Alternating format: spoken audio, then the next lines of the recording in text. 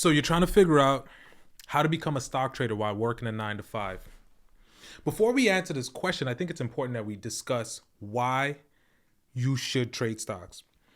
I truly believe in win-win situations. And well, in this situation, especially with trading stocks, it's more like a win-win and a potential loss. In this video, we're going to discuss how to mitigate that potential loss to the best of our abilities. But before we even get into that, I want to say this. As an investor, it's important to understand that there is risk associated with any form of investment, right? Especially as the returns get higher, the risk usually rises as well. Now, anyone who tells you that there's this great investment that's at no risk, that's usually like a Madoff type scheme, and you are getting either in a Ponzi scheme or you're getting got. So you want to make sure to always keep that little piece of nugget in mind that once risk goes up, or once profit go up, risk goes up. So why is it important for individuals to learn how to trade and become not professional stock traders, but just stock traders, even while working a 9 to 5? Well, if you have any dreams of becoming an entrepreneur, and I don't think you would be on this channel if you didn't see the value in becoming an investor and becoming financially free, you need to understand something. The stock market is your entryway into what is going on in the surrounding market around you. It's important to understand how money works. What are the factors that help move money? What are the things that are happening around money? And the stock market is literally the pulse of money, right? And if you think about it, there's not only the US stock market, but there's global stock market. Now, in just learning about the US stock market, you'll see how other stock markets around the world either react, how the dollar reacts to this stuff. So if for no other reason, on your journey to become an entrepreneur, you have to understand how money works. And one of the best ways to learn anything is to have skin in the game. And how do you have skin in the game? By trading stocks and actually forcing yourself to have to learn about these things and actually pay attention to what's going on. So one of the first things you need to know while trying to trade stocks while working a 9 to 5 is this. You have to set appropriate expectation on return. Now, the last 2 years have been interesting. Because of the Fed's fund rate was so high, we had astronomical returns. When I say astronomical, we're talking 5% on high yield savings accounts. Now, for anyone who didn't know this, your average savings account usually nets you like 0.25%. And that usually was a high return on a savings account. Now, currently, you're able to put your money in high yield savings account and get about 4.5 to 4.75% return on your money. Now, that is truly risk-free money. Now, the problem with that is that, one, there's really no incentive for you to learn anything. You're earning 4% return, really good returns, by the way, but there's no learning involved. You're just putting your money in there, you're sitting it out. Now, let's just use the number $10,000. Let's just say you do put $10,000 in a high yield savings. You only are going to get, not only, but you're going to get $450, which is a modest return for the amount of risk taken, because at that point there's zero risk. Now, I will say this. Trading stocks last year, I was able to get about 32, well, it's actually like 31 point something percent, but I'm going to favorably round it up to 32%. Now, was that a normal trading year? If I was able to duplicate that for the next 20 years, I would be probably considered one of the greatest investors of all times. Now, of course, last year is an anomaly compared to previous years or the years that I know will occur going forward. Why? Because we had a lot of volatility. We had a lot of stocks that rose. And if you invested in the right stocks in the right market in the right times, you definitely saw ridiculous growth that is not sustainable. 30% is not a sustainable growth. So what is a sustainable percent that you should attain or you should hope to attain? I think that number is anywhere between 10 to 12%. Now, for simple math, we're going to use 10%. Why do I say this? Well, the S&P 500 is usually on averaged out is about 8, 7 to 10% a year, 7 to 8% a year. I'm sorry. So if you think about it, if you're getting 10% a year, you're beating the market. That's really good. Now, most people will fall short, but think about it this way. In a normal market, once the feds drop interest rates, the high yield savings accounts are going to be out the window. So you're probably going to get yields in the 1 to 2 to 3% rate. So getting 9 or 10%, even or 12% on your ability to trade is going to be so important. And also, if you think about it, you're also going to have so much more knowledge about how money works. As an investor, you want to understand this. I can't stress that enough. You have to have skin and you have to learn. And there's no better way than to try to learn off your knowledge.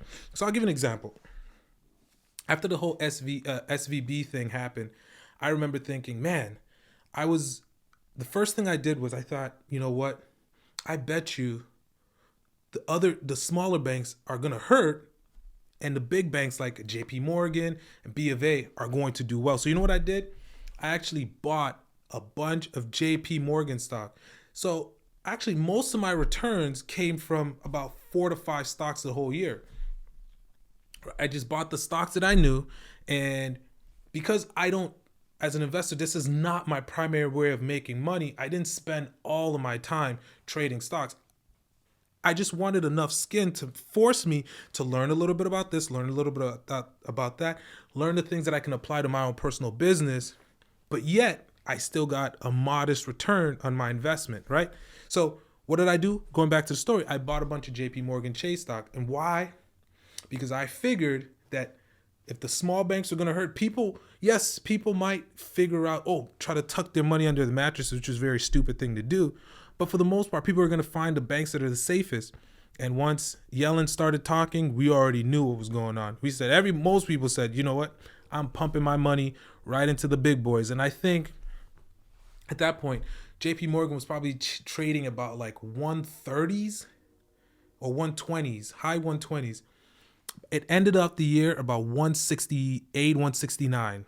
So that was a wonderful trade, but I wouldn't have known that unless I had skin in the game. I paid attention to what the market did.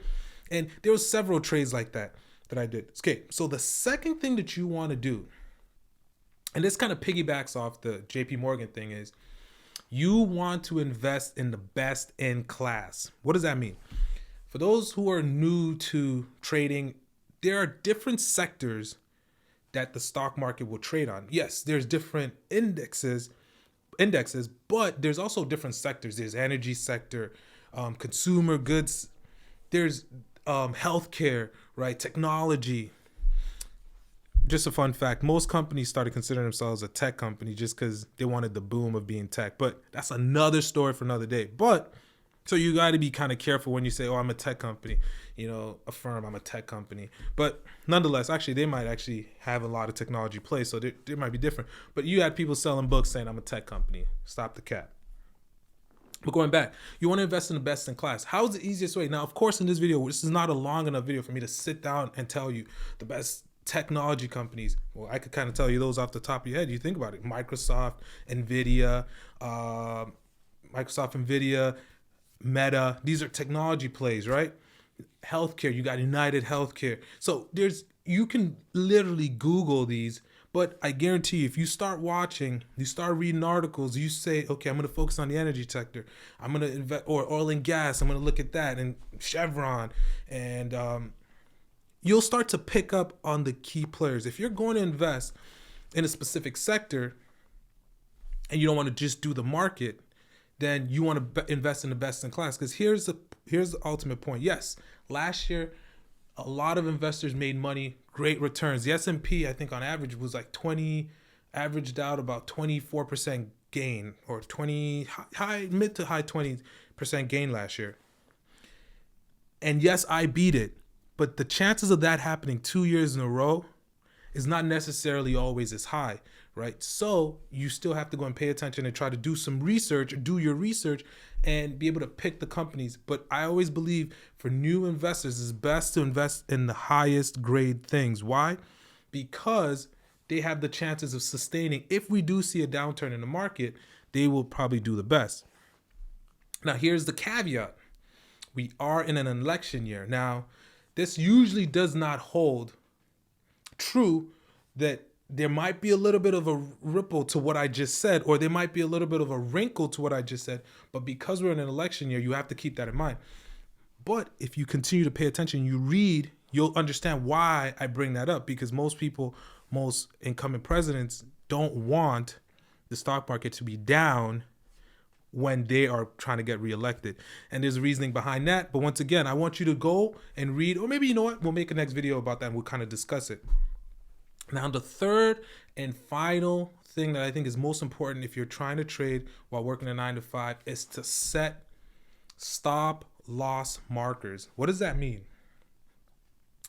Whenever I buy a stock, because I know I have to, yes, I'm reading articles in the morning, watching, listening to things all, throughout the times that I'm free, I also have to understand that I don't want when I'm not paying attention for 2 hours and the market takes there's some news and it's a massive piece of information that comes out, and I didn't set a marker to sell. So what I do is, depending on the volatility of a stock, and I can go into this in another video, depending on the volatility of a stock, I will set a marker to sell the share at 3%. Once let's just hypothetically say stock is trading at $100, and it all of a sudden the volatility, which means the action of which the stock moves, was consistent, moved about 0.5% or so, but then all of a sudden either really bad news came out and it dropped 5%.